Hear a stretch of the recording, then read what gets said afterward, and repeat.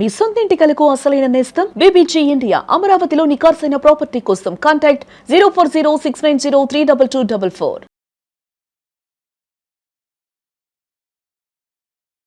మేడారం సమ్మక్క సారలమ్మ దర్శనానికి వెళ్లే ముందు వేములవాడ రాజన్నను ఎందుకు దర్శించుకుంటారు? వేములవాడ వెళ్లకుండా మేడారం జాతరకు వెళ్తే ఆ మొక్కులకు పూర్తి ఫలం దక్కదా? అసలు మేడారం జాతరకు వేములవాడ రాజన్న ఆలయానికి ఉన్న సంబంధం ఏంటి? ఈ ఆనవాయితీ ఎంతకాలంగా కొనసాగుతుంది? ఈసారి మీరు కూడా మేడారం వెళ్దాం అనుకుంటున్నారా? మరి వేములవాడకు వెళ్లాలా వద్దా? పూర్తి వివరాలు ఈ స్టోరీలో ఒకసారి చూద్దాం. ప్రపంచంలోనే అతిపెద్ద గిరిజన జాతర మన తెలంగాణ కుంభమేళగా ప్రసిద్ధి చెందిన మేడారం సమ్మక్క సారలమ్మ మహా జాతర ప్రతి 2 ఏళ్లకు ఒకసారి అశేష జనవాహిని అడవిని దాటి వనదేవతల చెంతకు చేరుకునే అద్భుత ఘట్టం ఇది. కానీ ఈ మహాజాతరకు వెళ్లే కోట్లాది భక్తులు అంతకంటే ముందు ఒక పుణ్యక్షేత్రాన్ని దర్శించుకుంటారు.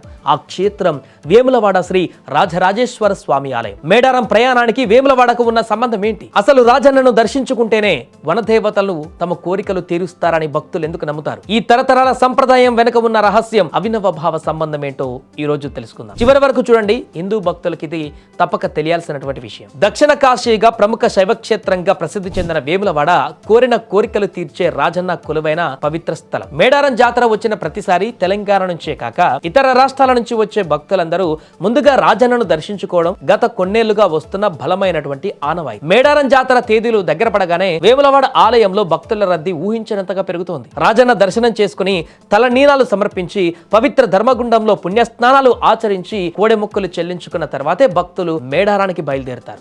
మరి ఈ అద్భుతమైనటువంటి సంప్రదాయానికి కారణం ఏమై ఉంటుంది? దీని వెనుక ఉన్న ముఖ్యమైన కారణం రాజన్నకు వనదేవతలకు ఉన్న పవిత్రమైన బంధం. భక్తుల నమ్మకం ప్రకారం శ్రీ రాజరాజేశ్వర స్వామి వనదేవతలైన సమ్మక్క సారలమ్మకు తాత వరుస అవుతారు. ఈ ఆలయాల మధ్య తరతరాలుగా అవిభక్త అవినవ భావ సంబంధం ఉంది. ఈ నమ్మకాన్ని బలపరిచే ఒక ముఖ్యమైన ప్రచారం కూడా ఉంది. అదేంటంటే వనదేవతలు అంటే సమ్మక్క సారలమ్మలు తమకు దర్శించుకోవడానికి వచ్చేటువంటి భక్తులతో ముందుగా వేములవాడలోని మా తాత రాజన్నను దర్శించుకొని వస్తేనే నేను మీ కోరికలు నెరవేరుస్తాను అని, అన్ని శుభాలు కూడా కలగజేస్తానని చెప్పారట. అందుకే తమ భక్తిని ముందుగా తాతకు తెలియజేసి ఆ తర్వాత మనవరాళ్ళైనటువంటి వనదేవతలను దర్శించుకోవడానికి భక్తులు వస్తారు. ఈ నమ్మకమే వేములవాడను మేడారం జాతరలో తొలి మొక్కుల కేంద్రంగా మార్చింది. దీనివల్ల వనదేవతల ఆశీర్వాదంతో పాటు ఆ రాజన్న అనుగ్రహం కూడా లభిస్తుందని భక్తుల ప్రగాఢ విశ్వాసం. ఈ విధంగా శైవక్షేత్రమైన వేములవాడకు గిరిజన దేవతల జాతర అయినటువంటి మేడారంకు మధ్య ఒక అద్భుతమైనటువంటి ఆధ్యాత్మిక వారధి ఏర్పడింది. రాజన్నకు కోడెమొక్కులు,